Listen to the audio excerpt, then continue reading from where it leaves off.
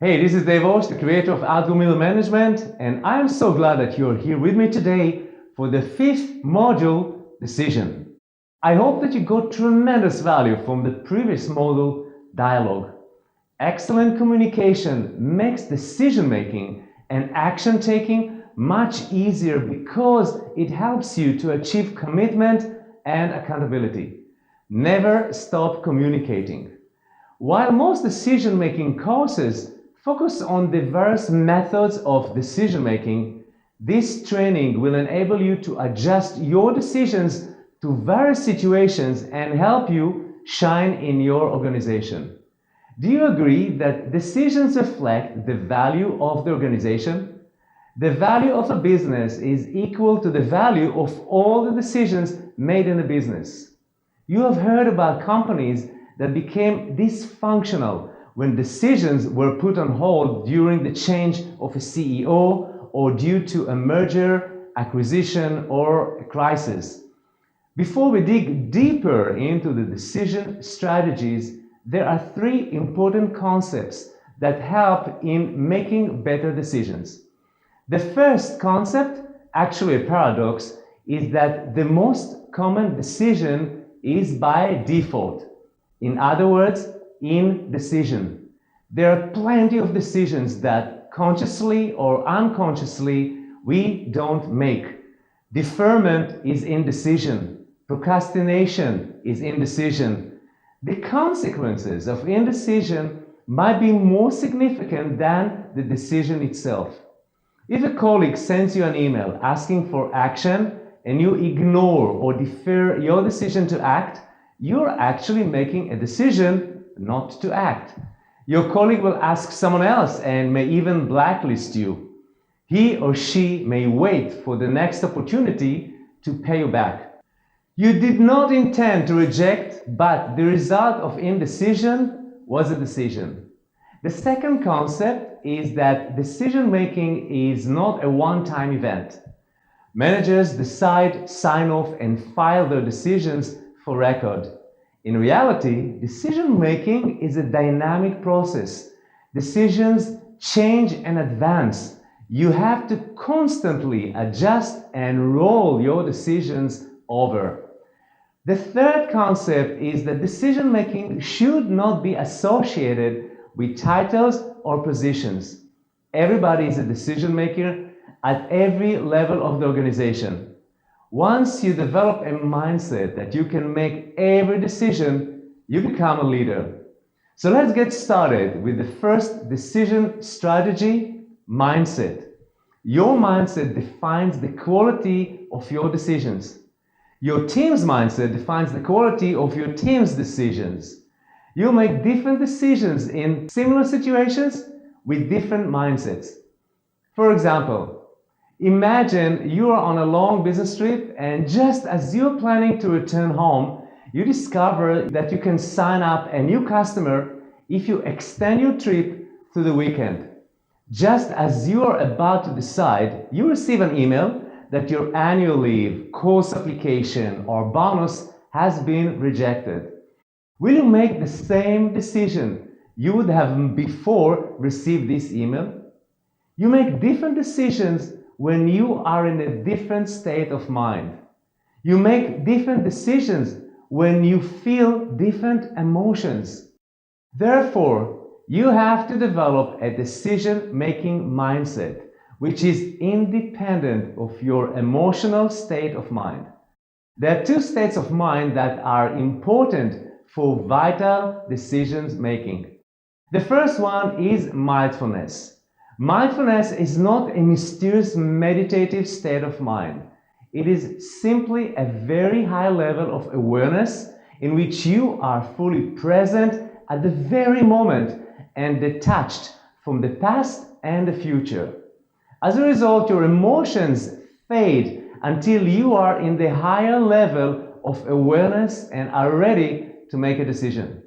You can practice mindfulness by choosing a keyword that triggers mindfulness. For example, a pilot's mindset during takeoff and landing is very different from the rest of the flight because those are the most critical moments during a flight. A pilot will trigger mindfulness before every takeoff and landing, even on the 2000th flight. Once you reach a mindfulness state of mind, the second state of mind is thoughtfulness, in which you consider carefully all of your options, facts, and assumptions you need to make the best decisions. You will be ready almost automatically to make the best decisions when you reach a certain level of mindfulness and thoughtfulness. If you're mindful and thoughtful right now, you're ready for the next 3 strategies that will shape your decision-making mindset. The first mindset strategy is view. There are 2 types of view: aviator view and hiker view. Every person has one of these as a dominant view. Aviators are big picture people because they're too high and too fast to see the small details. Hikers are detail-oriented people because they are slow, low, and able to stop and look at more details whenever they want. Big picture orientation versus detail orientation. Everybody has either a tendency toward an aviator or a hiker, but not toward both. It makes a big difference in decision making because the tools and processes are different for aviators and hikers. Aviators navigate on small scale maps because they don't need the details, while hikers navigate on the large scale maps because every hill makes a difference in the trail. Aviators also process data simultaneously because things happen very fast. There is not enough time to process data sequentially. Hikers process data sequentially. They don't think 3 steps ahead. They focus mainly on the next step. How do you discover who is an aviator and who is a hiker? Show a book to aviators and they immediately turn it to the back cover to read the summary. Show a book to hikers and they open the book to look at the table of contents. Aviators want executive summaries at the beginning of the documents because they are not going to read a single word beyond it. Hikers want executive summaries at the end of documents. I remember hikers asking me, does it make more sense to show the conclusion after explaining the reasons? Well, this makes sense for hikers, not for aviators. They will flip straight to the summary. The problem is that a single aviator or hiker's view may lead to the wrong decision or even worse, fail in execution. Can you make a decision without looking at the big picture or the end result? Can you execute a complex project without dwelling on the smallest detail? No, you cannot. Therefore, it is very important to identify whether you are an aviator or a hiker so that you can consciously amp up your secondary view. If you're an aviator, you must force yourself to deal with the details, and as you're not good at the details, surround yourself with hikers. If you're a hiker, force yourself to look at the big picture and engage aviators to help you. Hikers alone may lose their way without aviators. They're so engaged in the small details that they don't see the big picture. Analysts who are primarily hikers tend to check the data entry first and then check the algorithms or formulas. On one of my hiking trips, a friend of mine navigated using the wrong map. He was engaged with every small detail and forced the topography to the wrong map. Not even once did he glance at the final destination, which was on the other map. It is funny, but aviators and hikers need each other. I am an aviator, so I ensure that there are hikers on my team. Otherwise, my lack of detail orientation will fail me. From now on, ensure that you have aviators and hikers as part of every team you form for effective decisions and actions. Aviators and hikers also speak different languages. Speak the big picture to an aviator, speak the details to a hiker. Just this strategy alone will dramatically improve your decisions. So pause the video for a few moments, assess and write down your type of view and your colleagues' views.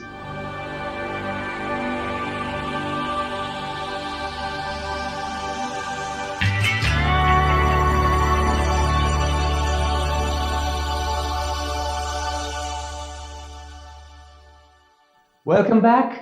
The second mindset is context. Decisions depend on different contexts. To help you improve your decision-making abilities, I have developed a simple matrix to define the significance of decision in 4 different contexts.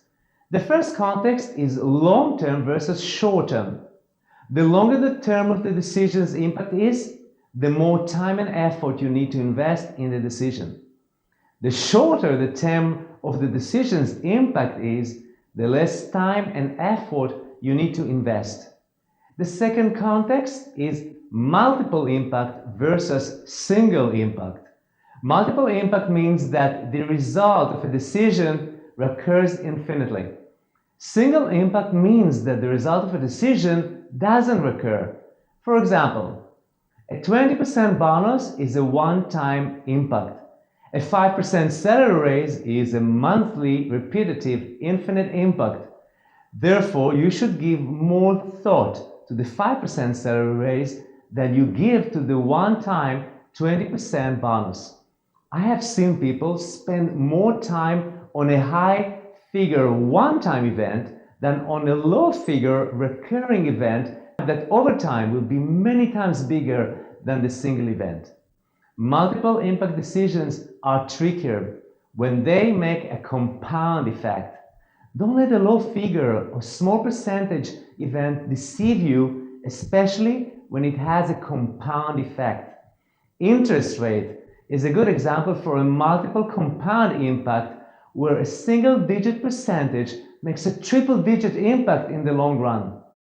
The third context is disruptive versus maintaining. Decisions that maintain the status quo are less important than decisions that disrupt the status quo. So when you define a decision as disruptive, be more mindful and thoughtful in making a decision. The fourth context is high cost versus low cost. This is an obvious one, right? The higher the cost, the more people will be involved in a decision. The third mindset strategy is ownership. Think, decide, and act like a business owner. The larger the company is, the more difficult it is to think like the business owner. In public companies, there is not even a specific business owner. The public is the shareholder. However, decide and act like you are truly the owner of the business, from submitting travel expense reports to purchasing expensive equipment. Employees don't feel and behave like owners even if they hold shares, because there's always a flux between an employee and an employer, mainly with regards to remuneration. However, you have to separate this flux in your mind and think, decide, and act as the owner of the business. It is not easy, but it's very rewarding. The business owner mindset improves the quality of your decisions. So what is a business owner mindset? It is when you think holistically and you are detached completely from your function, department, position, and your own agendas. Only the good of the company is in your mind. You probably think, why should I do this? Especially if you have a conflict with your manager about promotion or remuneration. Business owner mindset puts your career on steroids. Business owner mindset is very rare in corporations, so you will be noticed and recognized for demonstrating a business owner mindset. It starts with the personal choices you make about travel and personal expenses and continues on to making more strategic decisions. With the right mindset of view, context, and ownership, you're ready to jumpstart the next decision strategy of novelty. Novelty is newness, originality, and uniqueness in your decisions. The more novelty you bring into your work, the faster you will advance your career. Novelty gives a zest of life, fulfillment, and meaning to every job, profession, or position.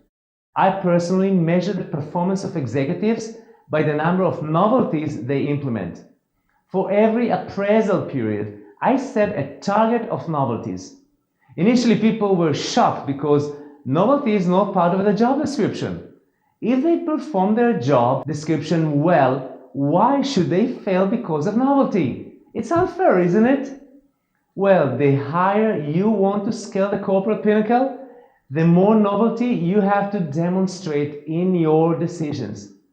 The problem is that large corporations have legacies that unintentionally block novelty. Let's look at how you can overcome your company's inherited legacies to deploy novelty. The first strategy is procedure freedom. Processes and procedures are the legacies of every company. The older the company, the more processes and procedures result from the experiences, mistakes, screw-ups, and failures that happened in the past. An established company develops procedures to avoid these types of failures for the future. The problem is that in our fast-moving technological era, many of the circumstances for these procedures have been changed and they have become redundant. It is a cumbersome task to review and adjust all the procedures. Many procedures exist today that nobody even understands the reason for their existence. The bottom line is that novelty and procedures are usually two opposites. You need the guts to free yourself from procedures so that you can introduce novelty. Here is a simple example. A lady purchased a pair of shoes. She wore them once or twice, but eventually decided she wanted to return the shoes and get her money back after the guarantee term. Now you can imagine, most companies on the planet will say, you cannot return the shoes because you have used them and it is beyond the return period. The company will incur a loss because it cannot resell the shoes.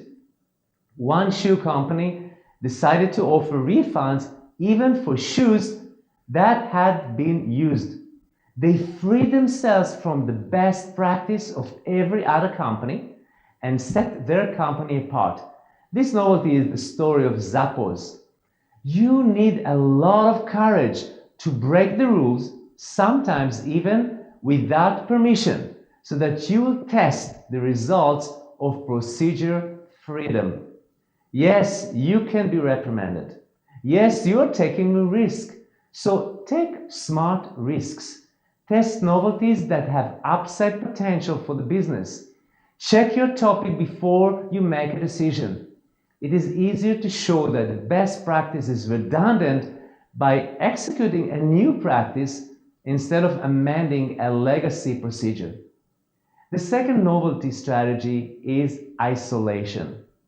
Have you ever wondered why most novelties come from startups rather than from large companies? It should be the other way around. Established companies have more resources, more infrastructures, more employees, more funds, and more markets. But still, the great novelties often come from small startups. Why is that? The answer is that a startup mindset is different. Small teams and lack of resources drive novelty better than large teams with unlimited resources. Bureaucracy kills novelty. You have probably experienced the same in your own company. So once you or your team comes up with a novelty, follow the startup practice and isolate the novelty before bureaucracy gets a hold of it.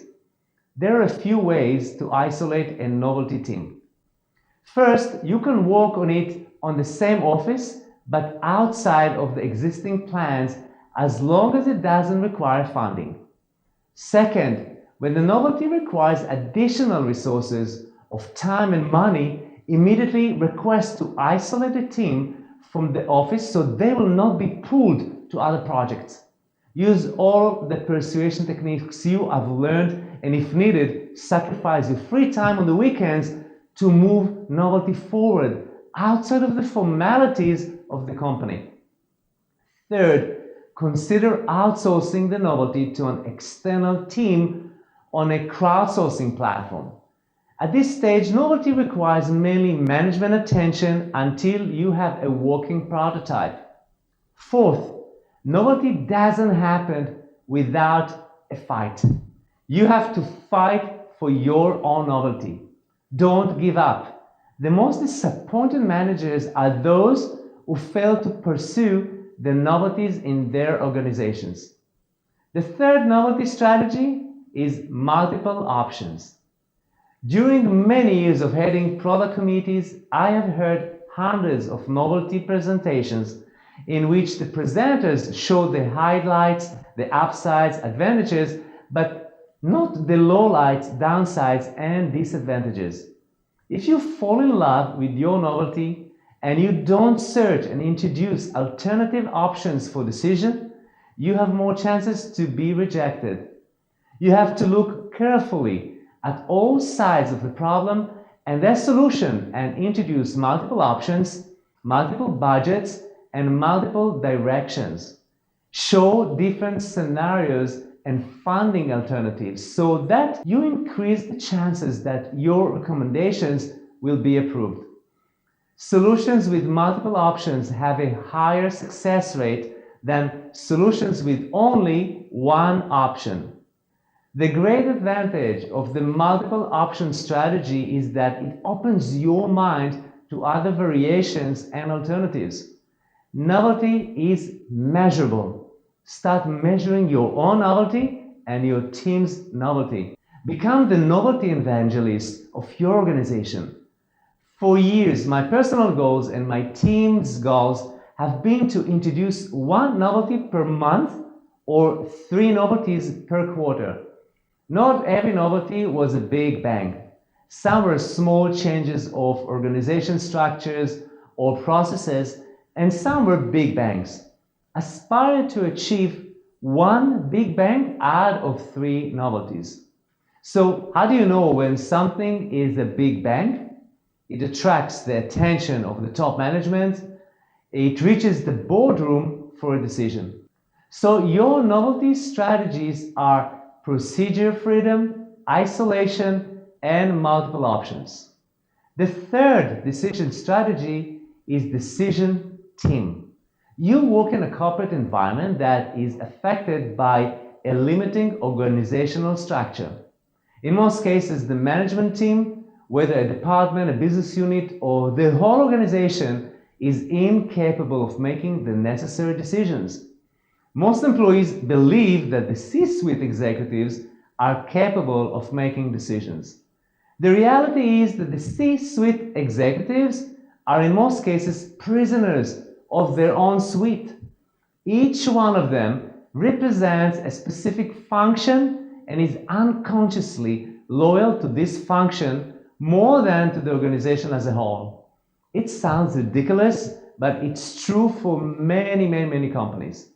The C-suite executives believe that their duty is to assess decisions from their functional point of reference. For example, the customer service function wants to increase service revenue, but the sales function wants to reduce service revenues and extend warranty so that the sales will increase. The sales functions want the advertising budget, but the finance function wants cost cutting. The functional organization structure doesn't naturally service the decision-making process. Let's look at some interesting strategies that can help you to overcome these limitations. The first step is to envision in your mind a formless organization. Let go of the limiting organizational structure and start working virtually without a specific organization structure in mind. Once you can picture a formless organization, You'll be able to let go of the limitations and dysfunctions that are the result of function loyalties. Organizations' functions cause organizational dysfunctions. Don't forget also to let go of your own position and title because they don't exist in the formless organization. Once you have formless organization, step 2 is to set up a new decision team. This decision team is completely disassociated with the formal structure. You are free to choose the people that can add value to your decision-making process. Choose a decision team from any part of the organization. You may find that one member of the admin staff is a social media geek who knows about user experience more than the experts in the marketing department. Experts are usually good in explaining why you cannot do something. You need doers more than experts. Create your decision team regardless of title or position. The decision team members are your trusted advisors.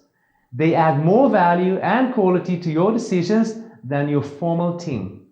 You can and you should have different decision teams for different type of decisions. Invite them for lunch and collaborate in a mastermind style so that everyone will enrich each other. Once you have your decision-making team in place, the third step is to establish an external mastermind. You enhance your decisions by extending your decision team outside the organization. You need at least one trusted external advisor to give you unbiased perspective and unconventional wisdom. The higher you scale the corporate ladder, the larger your external mastermind should be. You will need more perspective and objectivity from outside the organization. Some CEOs establish advisory boards for the same reason. Your external mastermind complements your decision team and provides perspectives that you cannot think of. Your external mastermind can include paid advisors, professional roundtables, or even social groups. These are the 3 steps to develop your decision-making team that will be completely independent of the formal organization structure. Once you try it, you will see more novelty decisions lead to successful outcomes. The 4th decision strategy is the decision process. There are many studies about decision processes published by universities and consulting firms, but here we focus on the application of 3 common processes. The first decision process is an autocratic decision.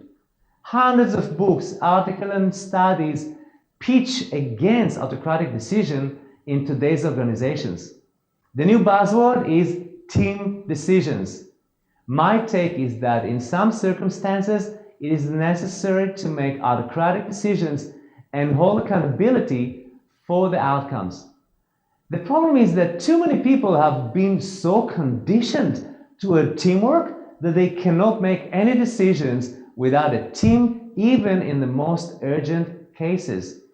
Managers are not as accountable for indecisions as they are for decisions. Deferring tough decisions has become second nature to executives because of the fear of accountability. So when should you make autocratic decisions? There are 2 situations. The first situation is when your contextual decision matrix is extremely biased to the right in the 4 parameters of short-term, single impact, maintenance, and low cost. Teams sometimes waste hours on making simple decisions that could have been made by a single person at the lowest level. The second situation is crisis mode, when decisions must be made quickly, very quickly. For example, overnight there is a negative social media post that has gone viral. The person in charge hesitates to respond immediately without approval from a manager who is on a flight. By the time the manager is able to respond, it is too late and the negative post has already gotten mainstream media exposure and gained traction. All of this could have been diffused if a decision had been made quickly and effectively. If you have learned to make decisions collaboratively, it is time to refocus and unlearn this in the context of crisis management. In crisis situations, you don't have the luxury of time for consultative decision, team feedbacks, or managers' approvals. You must decide on the spot and be accountable for the outcomes. The problem is that many people don't want to risk their own well-being for the well-being of the company. Here's how you can improve your decisions during crisis or emergency. Pilots simulate emergencies hundreds of times so that in case of emergency, they can make instantaneous, precise decisions. They practice in simulators for every potential emergency situation. You have to practice emergencies in a simulator as well. You need to practice in your mind simulator. Simulate situations and ask yourself how you would react. Then analyze your reaction based on the criteria you have learned in this module. Did you act as a business owner? Did you procrastinate? Simulate over and over until you reach your highest expectations. When you face a real crisis, you'll be able to decide rapidly, accurately, and decisively.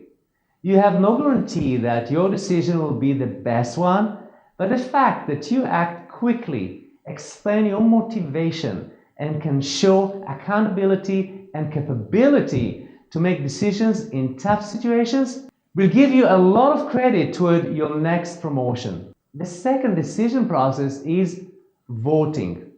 Voting is the most overrated decision process. It is actually a very dangerous process that can potentially lead to the worst decisions. There are many reasons for this. The most obvious one is that public voting is biased toward the most influential people or the trend makers. Second reason that voting is overrated is that because participants are representing their own turf. The third reason is the voting paradox. No matter what choice a group makes, other alternatives can simultaneously command a majority of the group preferences. I refrain from voting decisions. It is an easy way to justify bad decisions because of the majority perception. The third decision process is my favorite, even though I initially hated it. Consensus. Consensus decision demands a lot of time and effort, but it's worth every bit of it. People don't like consensus because people who object the decision may hold it back. This is real life. Most decisions are not obvious. If you force decision by autocratic or voting, you take a risk that the objectors will not collaborate during the execution. Even if you are confident that you can force implementation, they will not be as passionate, excited, or committed as they could have been if they supported the decision. Consensus is the best way to reach commitment. The most common mistake in consensus management is to let objectors block decisions or put them on hold until further notice. Don't let this happen. In this situation, use the one-on-one persuasion processes you have acquired. You are equipped with the best influence and persuasion strategies. Understand the other person's point of view, customize your persuasion to their personalities, and address their concerns.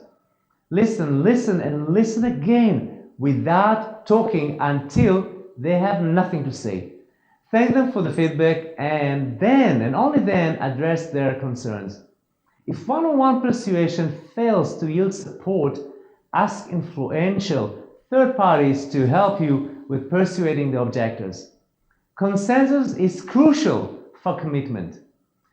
We will continue the decision-making process in the next video. To recap, in this video we have covered mindset, novelty, decision team, and decision process. I hope this serves you well in making better decisions. Please submit your comments and questions below, and I will see you in the next video where we will complete the decision strategies. And until then, every single day, believe in your purpose, conceive your accomplishments, achieve your highest potential, and live a meaningful, fulfilling, abundant, and love-filled life.